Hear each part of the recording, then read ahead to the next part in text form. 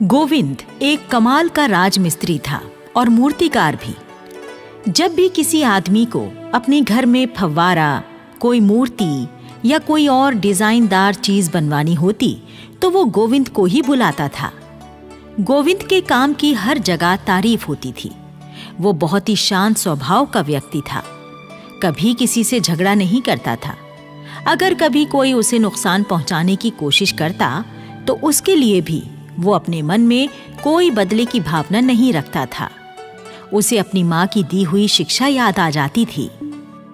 जोतों को कांटे बोए तो ही बोतू फूल, तो को फूल के फूल हैं, बाको है त्रिशूल। जो अपने माँ के बताए रास्ते पर चलता और अपने मन को शांत रखता है। गोविंद की माँ खाटू श्याम प्रभु की भक्त हुआ करती थी। गोविंद को खाटू श्याम की भक्ति अपनी माँ से विरासत में मिली थी। इसीलिए वो खाटू श्याम प्रभु के दर्शन करना चाहता था, लेकिन किसी कारण उसकी ये इच्छा पूरी नहीं हो पा रही थी। जब कभी भी वो खाटू श्याम प्रभु का भजन गाता तो मन ही मन उनसे सवाल भी करता। प्रभु, मैं सबके घर बनाता हूँ। आपकी कृपा से सभी मेरे काम की तारीफ भी करते हैं, पर आज तक मेरा अपना घर नहीं बन पाया। मेरे ऊपर आपकी कृपा कब होगी प्रभु, कब होगी? असल में गोविंद के पास जमीन का एक छोटा सा टुकड़ा था जिस पर वो अपना घर बनाना चाहता था। पर जब भी वो घर बनाने की कोशिश करता, पास रहने वाला चंदर पंचायत में उसकी शिकायत कर देता और कोई ना कोई नुक्ता निकाल कर उसका काम रुकवा देता। गोविंद हर बार अपने मन को समझाता। एक दिन गोविंद के सपने में उसकी माँ दिखाई देती है। गोविंद माँ को देखकर रोने लगता है। माँ, माँ, माँ, मेरा घर कब बनेगा? माँ, मेरा घर कब बनेगा? दुखी मत हो बेटे, मैं जानती हूँ कि तू अपना घर बनाना चाहता है। फिर वो चंदर हर बार किसी ना किसी बहाने से तेरा काम रुकवा देता है। तुम ही बताओ माँ, मैं क्या करूं? मेरे पास जमीन का टुकड़ा भी है, छोटा ही सही, पर अपना तो है। और मैं एक अच्छा राजमिस्त्री भी हूं, पर अपने घर नहीं बना पा रहा हूं माँ।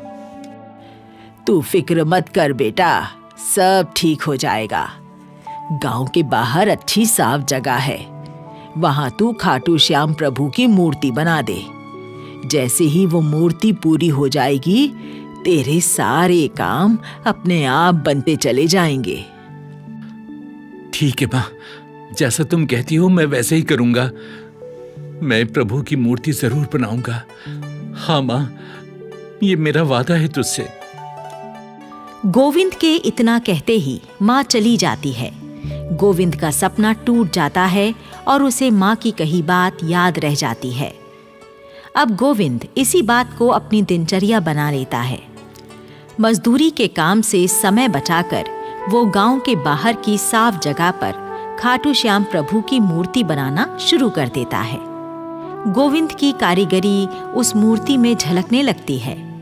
कुछ ही दिनों में मूर्ति बनकर तैयार हो जाती है। तैयार मूर्ति को देखकर गोविंद अपने आप से कहता है,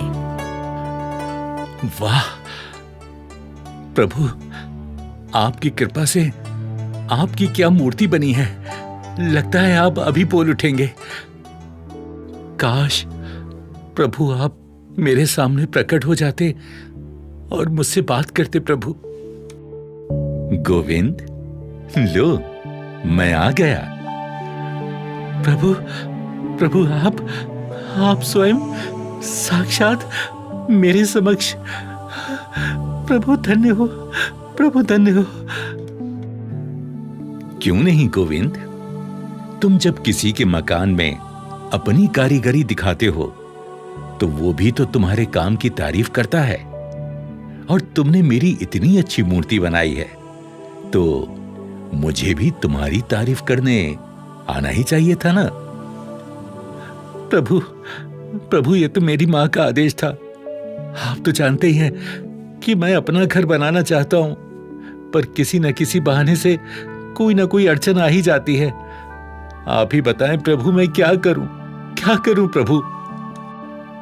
चिंता ना करो गोविंद, अब कोई अड़चन नहीं आएगी। तुम मकान बनाने की तैयारी करो, तुम्हारा हाथ बटाने मैं स्वयं आऊंगा। फिर तुम्हें कोई कष्ट नहीं होगा, कोई रुकावट नहीं आएगी। धन्यवाद प्रभु, धन्यवाद। गोविंद समझ गया था कि अब उसका मकान बन जाएगा।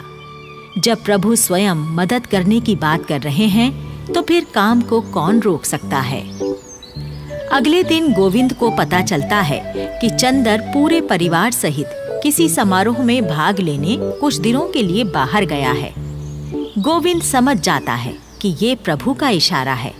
अब उसके मकान बनाने के काम में कोई अड़चन नहीं आएगी। गोविंद अपना मकान बनाने का काम शुरू कर देता है। गोविंद की मदद करने प्रभु स्वयं आते हैं और उसको जिस भी सामान की जरूरत होती है तुरंत पकड़ा देते हैं।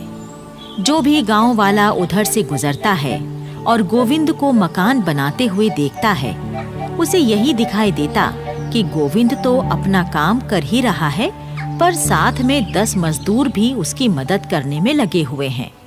पर असल में तो ये खाटू श्याम प्रभु ही थे जो स्वयं गोविंद की मदद कर रहे थे। मकान बहुत तेजी से बनकर तैयार हो जाता है। मकान तैयार हो जाने पर गोविंद गांव के सरपंच जी को आशीर्वाद देने के लिए बुलाता है। सरपंच जी खुद नारियल फोड़ते हैं और गोविंद को आशीर्वाद देते हैं। तभी चंदर अपने परिवार के साथ लौट आता है। जब वो देखता है कि गोविंद का मकान बनकर तैयार हो गया है और सरपंच जी खुद उसे आशीर्वाद दे रहे हैं, तो वो समझ जाता है कि अब वो गोविंद को नुकसान नहीं पहुंचा सकता। गोविंद के मकान में उसकी कारीगरी की सभी तारीफ करते हैं। उसकी ये तारीफ पास के गांव के ठेकेदार के कानों में भी पड़ती है। उसे लगता है कि उसकी बेटी के लिए इससे अच्छा वर कोई नहीं हो सकता। वो अपनी बेटी की शादी गोविंद से कर देता है। अपना घर, एक सुशील पत्नी और अच्छी जिंदगी, गोविंद को लगता है कि यही सही समय है। उसे खाटू श्याम प्रभु के दर्शन करने जाना चाहिए और गोविंद अपनी पत्नी के साथ खाटू श्याम प्रभु के दर्शन करने निकल पड़ता है। इस कहानी से हमें ये प्रेरणा मिलती है कि हमें अपने मन में किसी के लिए बदले की भावना नहीं रखनी चाहिए। इससे हमारा चरित्र दूषित होता है। ईश्वर पर भरोसा रखना चाहिए, वही हमारे काम बनाने के लिए रास्ता निकालता है।